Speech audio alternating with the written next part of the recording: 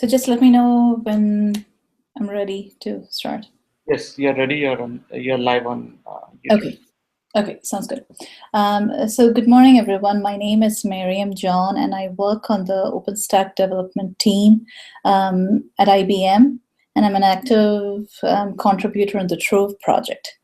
And I've been working on OpenStack since the Icehouse release. I started out with Horizon and then started working on Trove in the Kilo release.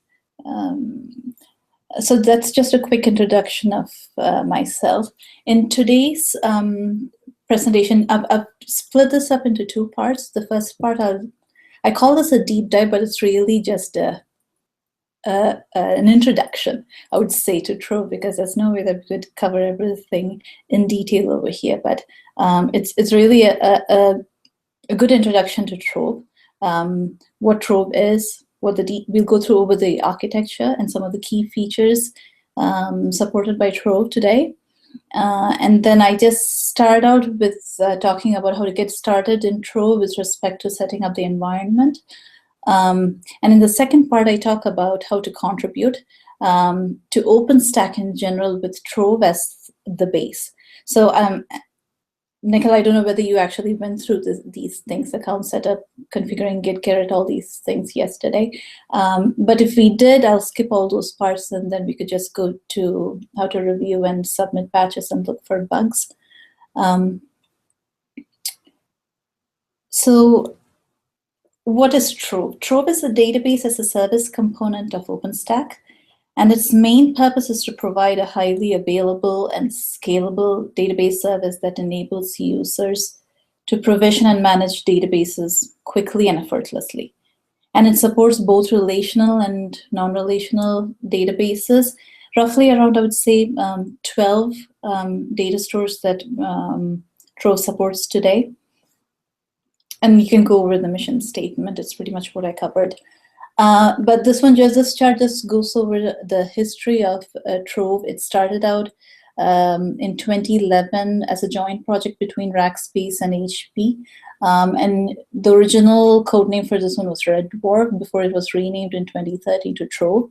It was an incubated project until the Havana release, and in the Icehouse release, it got integrated into OpenStack. So in this slide, we talk about the architecture, and I need to mention that this diagram was taken from Tesora. Tesora is one of the startup companies that's really active in the community, and they are if you look at Stackalytics, you can find that they are the #1 contributors to the project. So I stole that from their website. So all courtesy to them. But as I mentioned in the introduction, Trove, its aim is to provide a highly available and scalable database service, irrespective of what the underlying data store is that the user wants. So it's able to do that, one, by providing a unified interface to the user. So irrespective of whether the user wants to provision a MySQL database or a DB2 or a Couchbase or a CouchDB, the aim of Trove is to provide a unified interface to the user, so all they have to do is specify, say, create a MySQL instance or create a Couchbase or CouchDB instance, and then Trove will know to go underneath that one and then to create an instance with that particular database on it. And the reason it's possible to do that one is the modular architecture, as you see in this diagram. So Trove consists of 4 main parts: the Trove API, the Trove Task Manager, Conductor, and the Guest Agent. Now, the first three components, the Trove API, Task Manager, and Conductor, they sit on the control plane, whereas the Guest Agent sits on the guest instance with the database. And you can see over here, when a user request comes into the Trove API, it routes those calls to the components that know how to process them. Now, the Trove Task Manager is one of the main components of Trove, and that's responsible for provisioning and managing these instances. It interfaces with other OpenStack components like Nova to provision instances. And you can see Trove interfaces with other components like Cinder for storing data.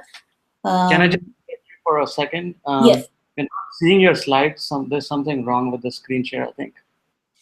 You can't see the slides? No. Oh, wow. Okay. Let me see. What about now? Still? Nothing. Okay. I didn't change anything, which is okay. Let me try this again.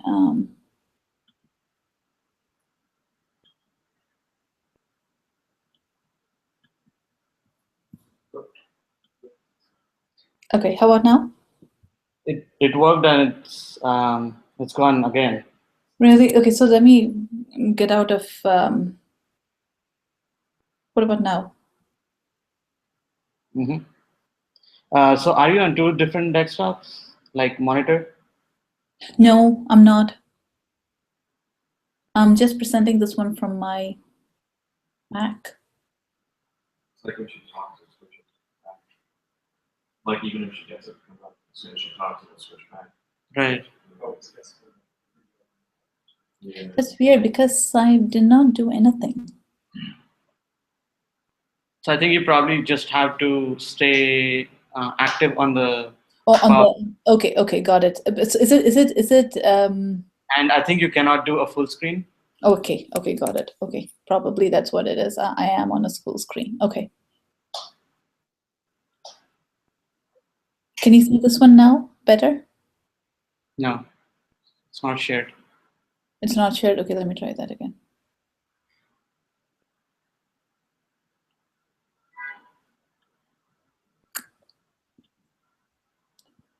Try sharing again.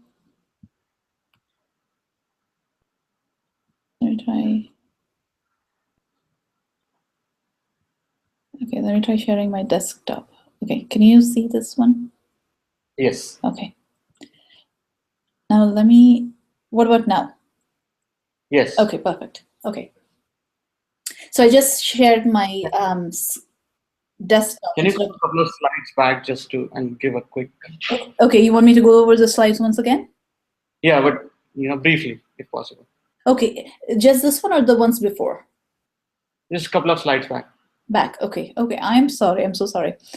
So I just covered, this was just, in the first slide, I just gave an introduction of what Trove is, which is a database as a service component of Openstack, right? And the same is to just provision and manage relational and non-relational databases. We support around 12 data stores in total. And I just went through, in the next slide, I just went over the history, which was starting from 2011 when they started the project, up until 2013 when it was incubated, and then 2014 when it got integrated into the project.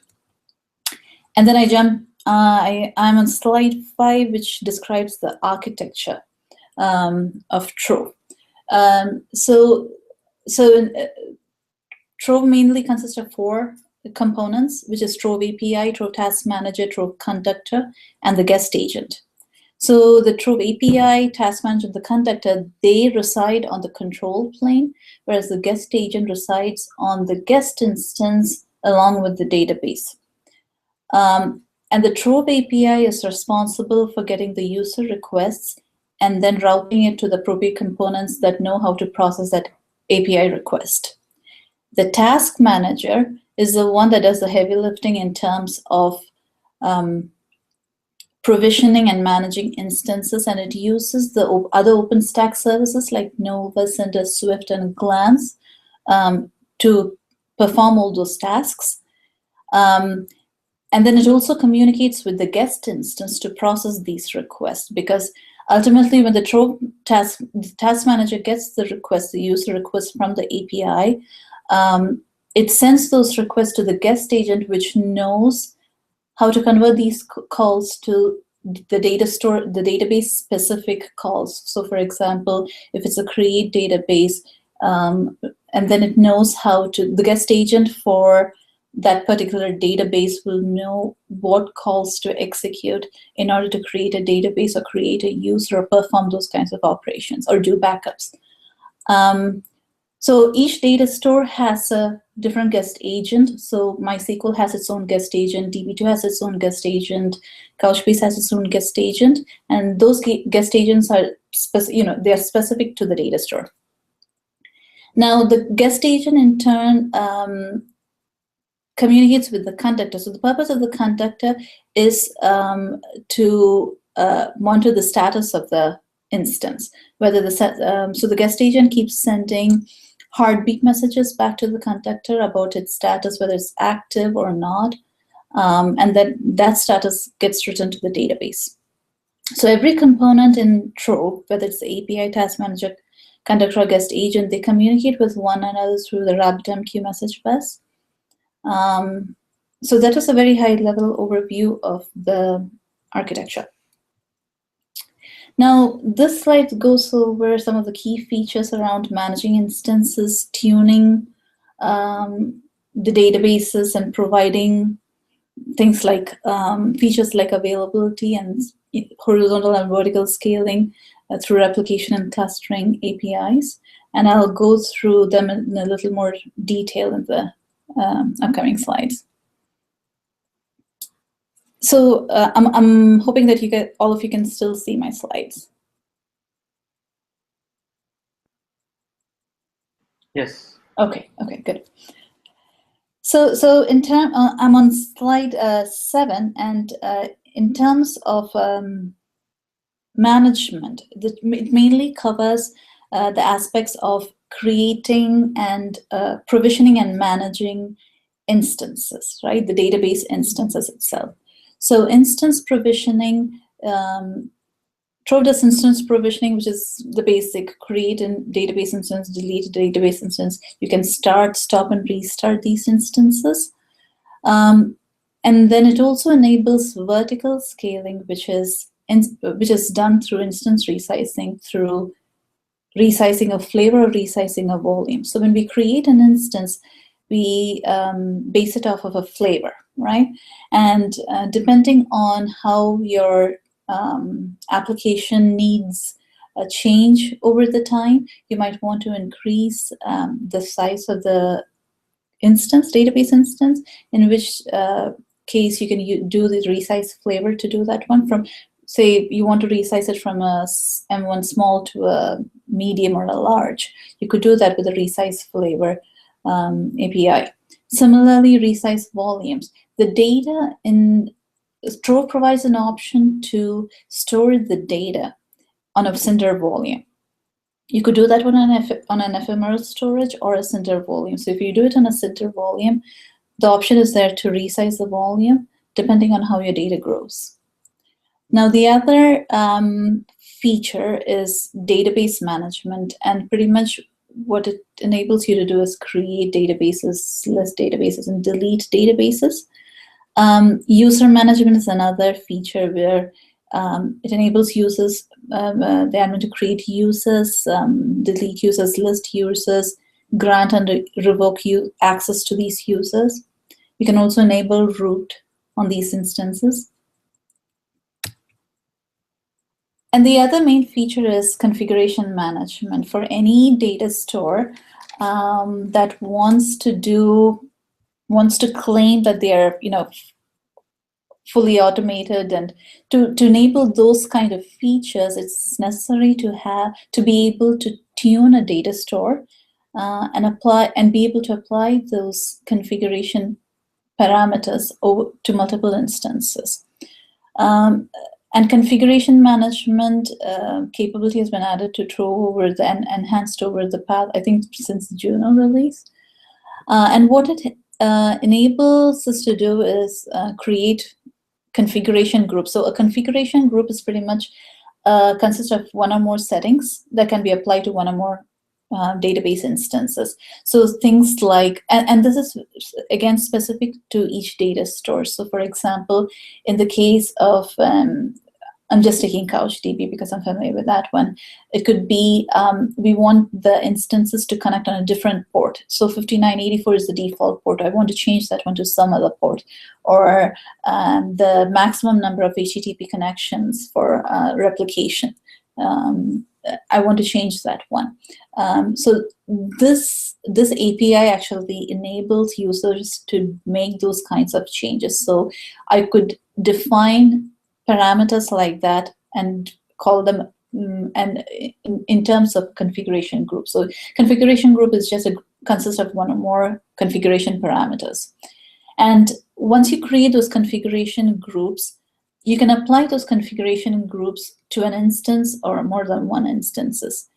You can either do that to an existing instance, and the Trove commands are there. I mean, if you do it, and I'll probably show that one later on, how to do that one.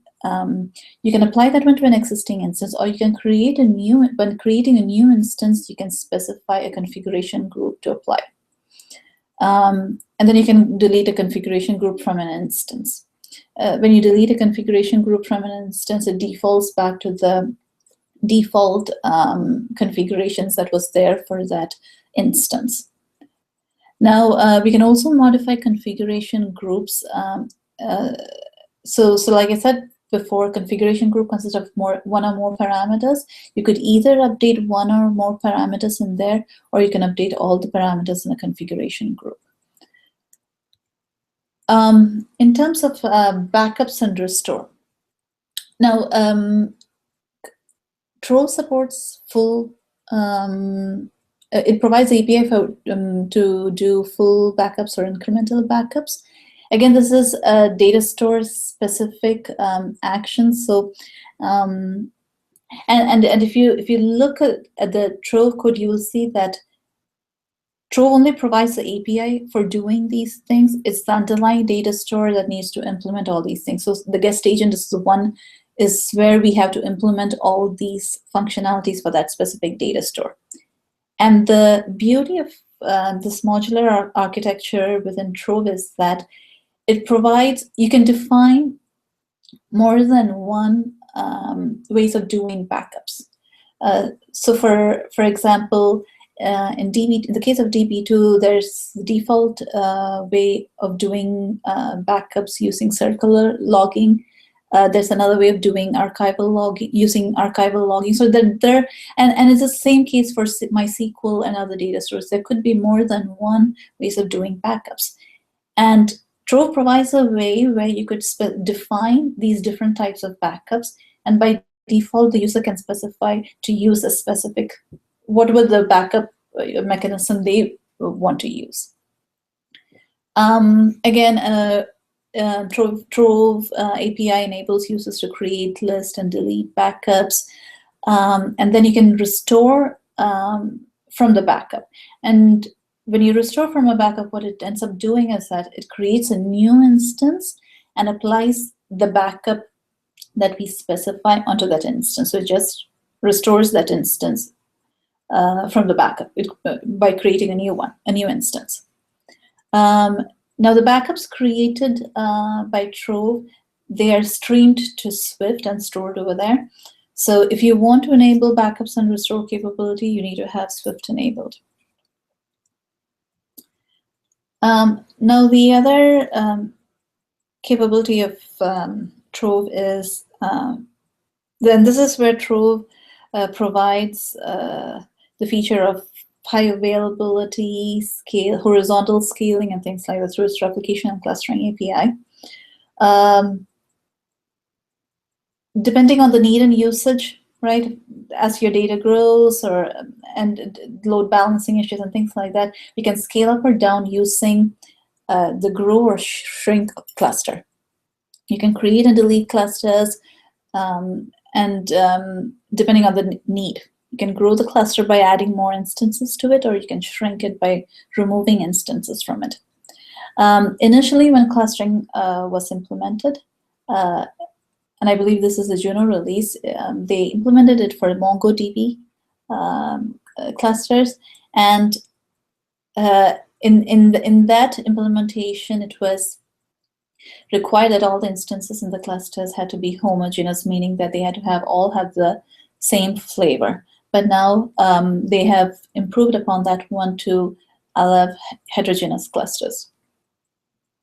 Now, in terms of replication, Trove supports by default asynchronous master-slave replication. It's not, and it just, and the reason I say this master-slave replication is because all the databases that have implemented replication, like MySQL, Redis, and there are one or two other data stores that have implemented it, all implement master-slave replication. Usually when it comes to master-master, we tend to go towards clustering, look into clustering when we talk about master-master. Now, again, when we first implemented the APIs for replication, it was just the asynchronous master-slave replication with no failover, and then it's in the Kilo release that they implemented manual failover.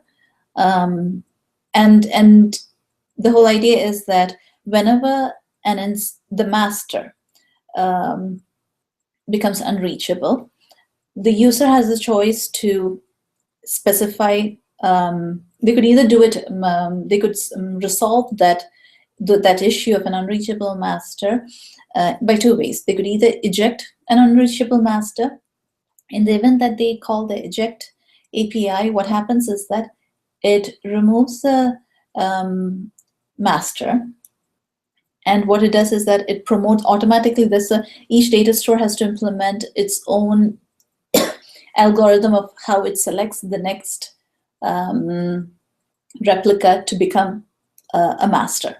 So that's an internal thing. So it could either be the replica that has the most latest data, or the first replica that answers to a query.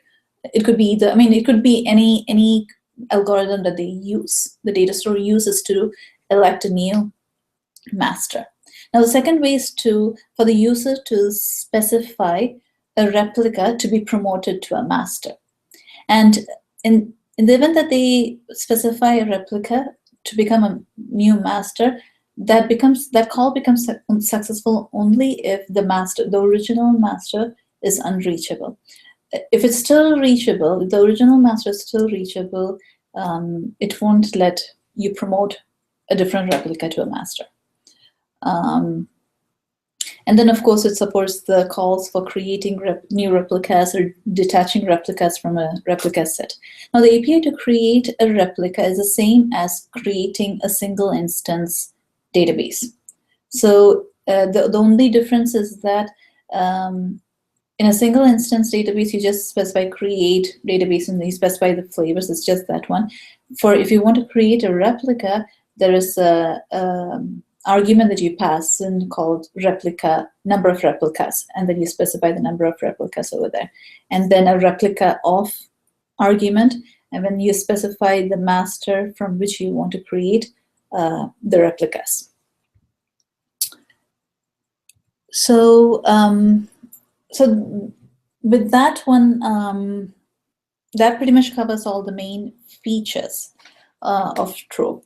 Just to go over what we have worked on in Mitaka, I think this has been a really great release in terms of the features that we've tried to implement. And most, at least in the previous releases, it's been, if you look at this one, I think it's the fifth bullet over here, which talks about data store specific features. We've been implementing a lot of these kinds of features, like for each data store. Not all the features that I mentioned in the previous slides have been implemented. So, for example, CouchDB didn't have any database and user management features implemented. Those are the basic features that needs to be implemented. And pretty much for every data store, every release, we've been trying to add features so that it covers pretty much all the feature lists that we have. I'm not going to go over that list over there, but that's the data store specific features. But apart from that one, some of the main changes that have gone in are module management, log operations, Ceilometer integration, and Trove dashboard. module management is pretty much Trove in general traditionally has supported open source databases, which means that for example, if I have to take the example of CouchDB, there is you can do a pip install or an apt-get install CouchDB, and then you can grab the sources, right? It's publicly available to download. And those are the kinds of data stores that Trove has traditionally supported. But in the Kilo release, we added support for data stores like Vertica and DB2 Express C, which is and I can talk about DB2 Express C because that is a free version of the DB2 Enterprise edition. Even though that is free, that's not available for public download. The user has to go through a registration process. They have to go to an IBM site, go through the registration process, and then download the packages. So we provided a mechanism to get the database packages like that are either stored in a private repository or that requires user to go through a registration process. And once they get the packages, they can install it they can set it up store it in a local repository or a private repository from where Trove can access those packages in order to build images, right? So, and that's the process that we implemented in the Kilo release. But with module management, what we're trying to address is support was those kind of data stores that required users to buy their own license and apply those license against the data store. That could be a license, and the reason we named this one module management instead of license management is because it could be a license, it could be an activation software, anything that requires that software to be activated in order to use a database instance. So in order to enable the use of those kinds of data stores, this feature was added for that purpose. Now, with log operations, the next operation, and that pretty much talks about accessing the logs on the guest instance. So once we create the guest instance, user does not have access to any of the logs on the guest instance unless they SSH into it, right? And so in order to provide them access to logs, so there are, in the case of if they have a performance issue or things like that, if they wanted to go look at the logs, it's in today's state it's not possible, which is why the log operations was added. And what that enables is that it enables the data store to specify which logs to expose to the user. There are some configuration parameters that the user can, that the data store can modify to specify the logs. So there are two types of logs: system logs and user logs. System logs are the Trove guest agent logs. So anytime Trove sends messages to the guest agent, those messages get logged into the Trove guest agent log. So that's a system log. User logs are logs that are specific to the data store. And that's what the log operations feature does. These logs, once you publish these logs, they're streamed to Swift and stored in Swift. And then it's from Swift that the logs get streamed over based on the user request, right? And then the third feature is accelerometer integration. Should be pretty straightforward. This is one of the features that most of the other Openstack components support, and Trove did not. And we just added support for accelerometer integration to be consistent with what all the other Openstack components are doing, in order to enable it for billing and error monitoring purposes. Now, the next. Sorry to interrupt. I was just curious if you could, help us go through a little bit more on how to contribute to Trove and if there were any specific bugs that you could help people pick up, because I think the audience here, they're pretty new, so they are uh, Okay. unsure of what Mitaka release features look like. So they just Absolutely, absolutely, absolutely. So then I'll jump onto this slide, okay? And then I'll probably what do you say? I'll try to run some. Um, I'll get on Garrett and probably show you what I usually do in terms of bugs. Nikhil, I probably need to go back and look for some easy ones that could. I went through it yesterday. I could not find anything that I felt would be easy for the new folks to pick up. But I could probably go back and take a look at it, and I can show how the process works, right? So in this slide, I talk about how to get started with Trove, right? And Nikhil, did everyone set up a DevStack environment, or do they have it already set up, the DevStack? people are getting familiar with it. Okay. So with respect to Trove, there are two ways to set up your dev environment, right? Trove has its own script called the RedStack script, which is what I use. Okay, and because that's very easy to set up. You just go to this, do a git clone from there, the Trove integration project. That's where it has that script, the RedStack script. And what RedStack script does is that it's pretty much DevStack. It's everything DevStack plus it enables all the Trove services. Because if you're familiar with setting up a DevStack environment, you know that Trove is not does not get enabled by default. So what RedStack does is that it sets up the DevStack environment and all the Trove services on top of that one, right? And then in addition to that, what you can do with RedStack is, now I talked about the guest agent and the data stores and things like that. So the way when we create instances, we have to specify an image to use. RedStack is an easy way to create those images. And these images is pretty much Ubuntu or Fedora, whichever OS that you want to use, plus the database installed, whichever it is, MySQL, DB2, whatever the database, and the Trove guest agent code. So it's pretty much a VM instance with all those three things baked in.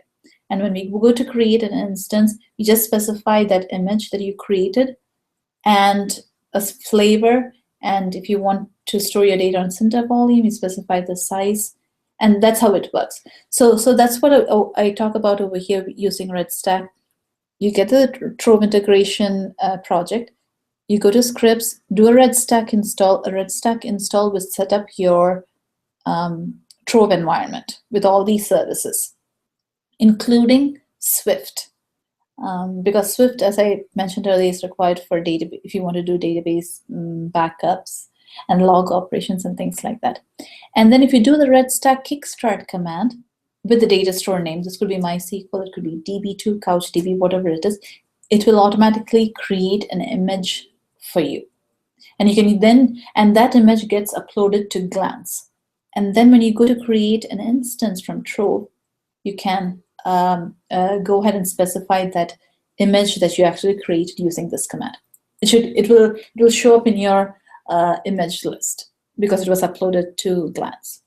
Now, if you already have a DevStack environment, you could go to local RC and specify these services over here, and then enable Swift for backup and restore or log operations using these by specifying the services over here.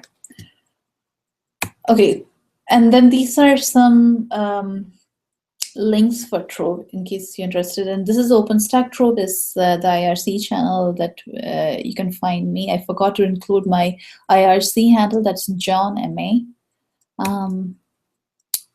Moving on to part 2. So before I move over there, I can probably, since Nikhil, you mentioned that this could be a free flow thing.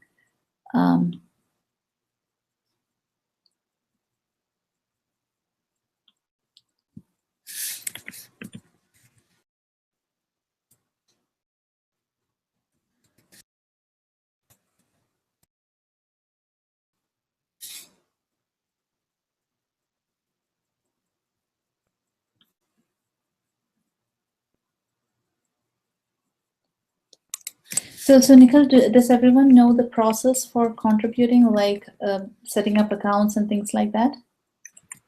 Yes, people have set up the accounts. We're just working on, getting their stack ready and then Okay. help people pick bugs, maybe later.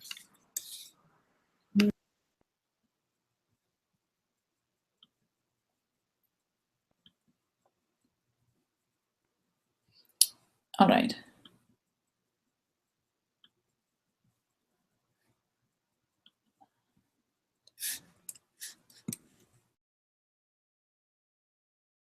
With Launchpad.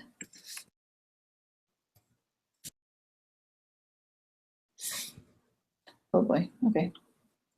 Try it.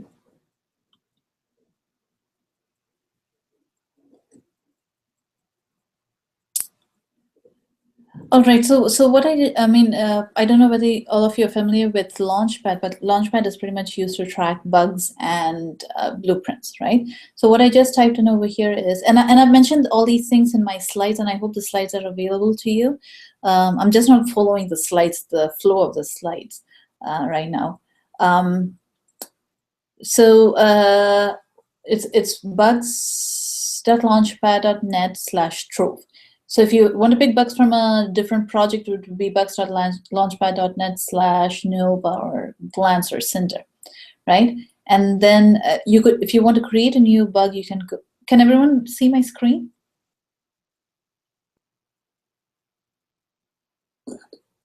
If you could just zoom in a little bit more, I think that would be great, but everything else is okay. That's okay. Okay, now how do I zoom in this one? Okay, let me try this one. Okay. All right. Okay. So if you want to report a new bug, create a new bug, you can. There's this link over here that says report a bug, right? You click on the report a bug. Okay, and then provide a summary of what the bug is, and click on next, and then you can pretty much create a bug over there, right?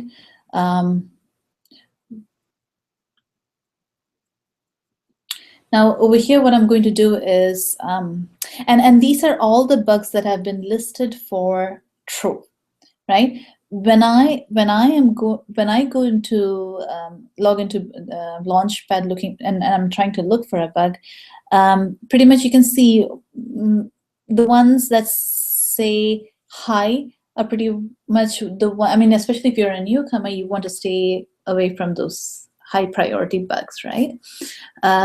You probably want to pick something that has a low priority or a medium priority if you know how to fix that one.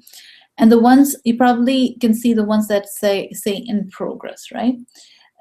Try to pick a bug which says, I would look for, and this is something that we need to get a little better in the Trove project is, we don't have, most of the projects, they assign tags to bugs, right?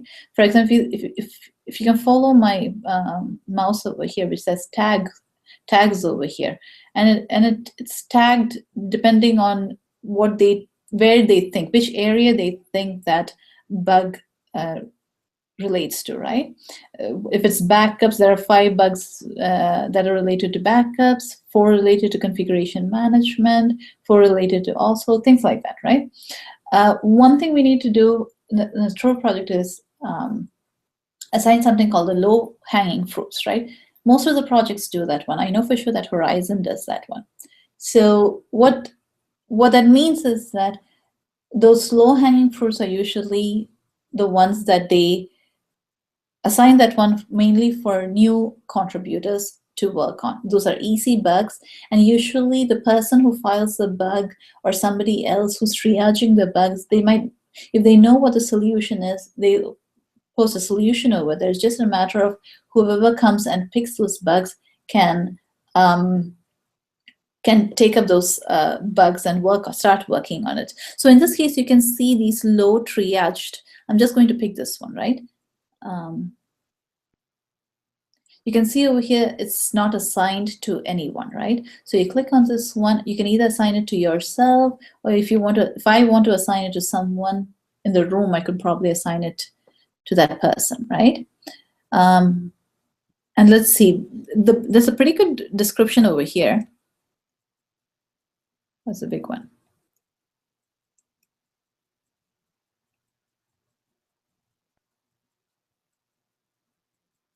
Okay, so there is some there are some notes over here.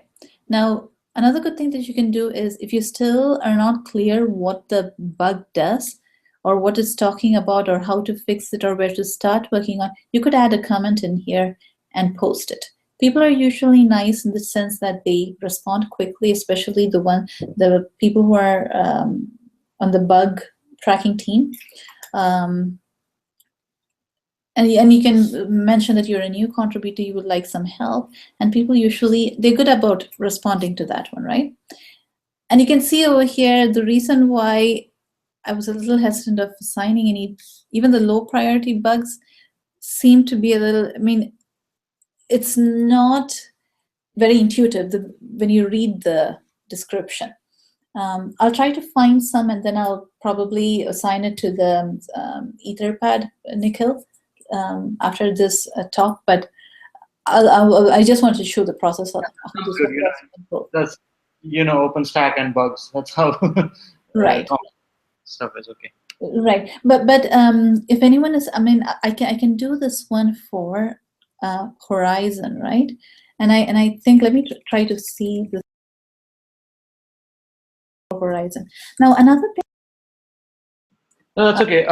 Do you have any bugs that you are working on? Like I do. Will that one help? Just okay. Walk us through what you did and how you submitted to the patch set. How do you come something, and where the tests are located and stuff like that. Right. So this is review.openstack.org, which is Garrett, right? It's the UI. Garrett UI enables users to review other. We can do peer reviews through Garrett, and this is the UI for it. Review. It's hosted on review.openstack.org. Now, if you look over here. These are the patches that I've been working on. I've got 3 that I'm working on right now.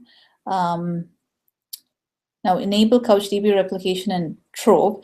I'll just click on this one. So this one, we pushed this feature. It's a feature. It's a new feature. Enable replication for CouchDB, master replication. Now, because this was master, and like I said, by default, every data store that they support replication for is master slave. Because this was master, they asked me to go back and take a look at the clustering API for CouchDB and come back and see what the difference was between whether it was better to do implement clustering versus replication. So we pushed this feature to the next release. And that's why I got a -1 over here, just so that nobody else comes and tries to plus to it. So is that a spec, or is that so do you have a bug that is written in Python? Okay. Yes. And I have a very simple one that got merged, but I'll show you that one. Sure, that sounds good. Okay. Now, this one actually was one of the defects that I was working on that got merged last week. Now, and this one is, if you look over here, so the description of this one is, now, in this release, I implemented a feature called CouchDB to enable backups and restores for CouchDB. And while doing the integration tests, I had to include, I was using the CouchDB Python library to do that one. Now, the problem with that one is that it's introducing a new library into OpenStack Trove. And when you introduce a new library like that, the process is that you first have to create in OpenStack requirements, there is this file called global requirements. So if you look in your if you've set up your DevStack environment under OpenStack requirements, requirements is a project. There is a file called requirements.txt. that is where, oh, okay. And I think I got the wrong one over here. Let me see.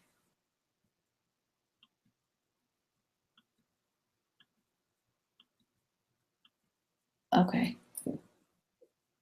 Add CouchDB to global requirements. Okay, there you go. Okay, so over here, what I did, and this change is just that trying to fix that issue. So initially, I had to add that CouchDB library to the global requirements file under the requirements project. So I filed a bug for that one, and then you see that I've added a description over here. Because it's a new library, I had to write all this description mentioning that, okay, it's a Python library that's been actively maintained, they do active testing and things like that, right? Because we at OpenStack, we don't want to carry the burden of having to maintain all these third-party libraries. So pretty much these are all the changes. So you click on this one, you can see I just added this one line over here. CouchDB, the version has to be greater than or equal to 0.8, right? Now, if somebody else had if I compare this one to the first patch set, let me see if it is first patch set or, okay, so this one is fine, I think.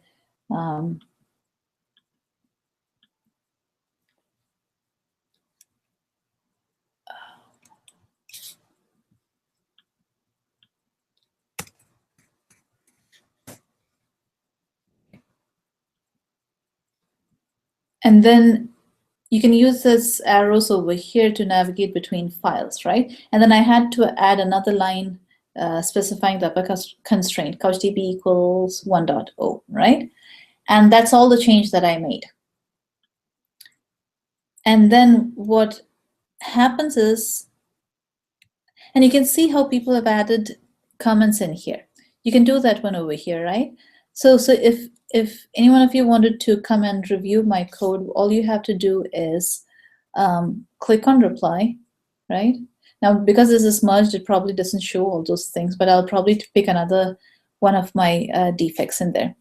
Now you can see how people have added comments in there. That's how they did it. They clicked on the reply button over there, added comments in there, and then either +1 or -1. With every patch, there's a voting system where any user can add a comment and add a +1, -1, or 0 for, in terms of voting. +1 means code looks good to me. -1 means it has some issues. The best practice is that whenever you do a -1, to add comments in there as to why you think the code is not ready or it doesn't look good. There are some issues, to mention that one. You could either mention those as when you do a reply over here, or you could do it directly, add those comments directly in the code. So for example, if you look at Dims over here, he just said, can you please update the commit with information requested in, provided the link over there. He put a -1 over there. And then I published the change set, and then he went and +2'd it, right? So that's just, and then he's a core in this project, so he has the right to +2 or -2 or approve my change. And normally you require 2 +2s and an approve for the changes to get merged, right? So 2 cores need to come in, and that's for most of the projects, that's how it is. If a core comes in +2s, then another core should come and then +2 and approve the changes. And once those changes get approved, you can see over here all this Jenkins check over here. These are all the Jenkins is the automated test tool that OpenStack uses to run tests against a patch. So every time you submit a patch, Jenkins runs these tests against that patch. It first, there are 2 types of tests. The check test, which is called, what do you see over here, Jenkins check? Yeah, yesterday Sean, they went over the testing part. Went over that one. Okay. Then in that case, then I'll probably go to one of the open bugs that I'm working on, right? Actually, let me ask if anybody has any questions around these. We have about 5 minutes. 5 more minutes, right?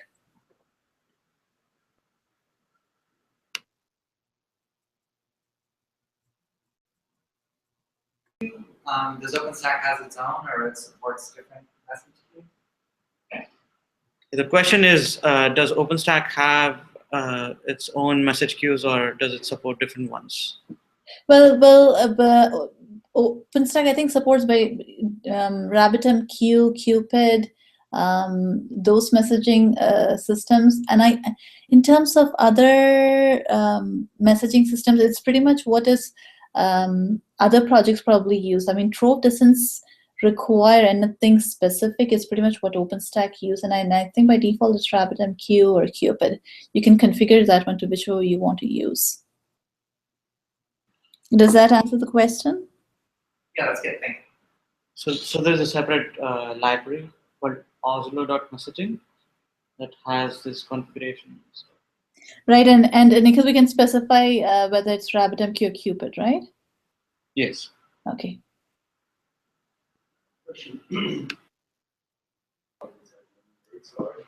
Sorry. But OpenStack used to have separate databases for different projects. Is Trove addressing in terms of way of centralized database or configuration is highly available for projects? Could you explain the question, Nikhil? I can't hear. Yeah. So the question is, since OpenStack is using different databases, so does Trove support configuration management, clustering, all that advanced features for using databases? You mean for the OpenStack databases? Like the OpenStack databases in terms of what Nova uses and other OpenStack services use? Yes. Yes, the services that are being Right. So it doesn't work that way. I mean, it doesn't work that way today, where Trove actually manages the databases that all these different OpenStack services uses. It doesn't work that way. So by default, OpenStack pretty much uses MySQL. At least in the development, that's what I've seen. And they probably in production they could use something else, but Trove doesn't manage those databases. Trove needs that OpenStack to run to the OpenStack that exists with the database. Because Trove's run on top of OpenStack. Yes. So if you had Trove's on top of OpenStack, you couldn't be providing the blind database for OpenStack. You'd be on top and you'd be on top. So we do have stack on stack, like you could deploy OpenStack on top of OpenStack. Yeah. Yeah. So in that case, probably a lower. Creating a OpenStack, highly available Trove managed database. And you configure with DevStack or anything else, all use that centralized database. And then you can do that one. So I think what they do is what I've seen is you want to have like an HA OpenStack. You have like 3 controllers, and then each controller has MySQL running on it. And they MySQL layer cluster, updating. So each controller is Was there a question or? yeah, it's just like No, just people are discussing. Okay. providing an application level. Yeah, I just wanted to centralize how they're available, how things can use. That's a great idea. I don't know if Trove project is going in that direction. So the question is like, is there a possibility Trove could support the centralized way of managing the databases that are being used by OpenStack? OpenStack services, actually, and that's an interesting thought because we actually, at least when we were looking within IBM, right, when we were looking at OpenStack Trove and what the use cases for that one, that is one of the use cases that we thought of. But I haven't ever heard of anyone doing that one, but it's not to say that that's not possible, right? It would be a great thing if we could do that one, because I know that at least internally over here within IBM, we've been trying to see whether we can run these OpenStack services on top of DB2. And to have actually Trove manage those databases would be a great thing. But it's probably something that we can talk about during the next design summit, but I haven't heard anyone using Trove that way.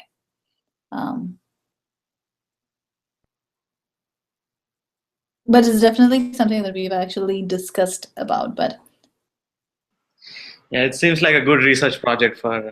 right. We do have a couple of graduates who might be interested. Um, yeah. So I think we are out of time. We have a next presentation on Searchlight. So Sounds good. Thank you so much. I mean, it was great. for presenting, it was quite informational, and I think people will find it useful to go back to your YouTube video and then pause and see if they're stuck somewhere and then figure out. Okay, yeah. And but Nikhil, do you have the presentation? I mean, is it on Etherpad? I mean, I don't know whether you posted it on Etherpad, but I just posted the link to the Okay. event and Okay. will have the YouTube video. So Okay, sounds good. Thank you, Nikhil. thank you, Mariam. Have a nice day. Bye. You too. Thank you. Bye.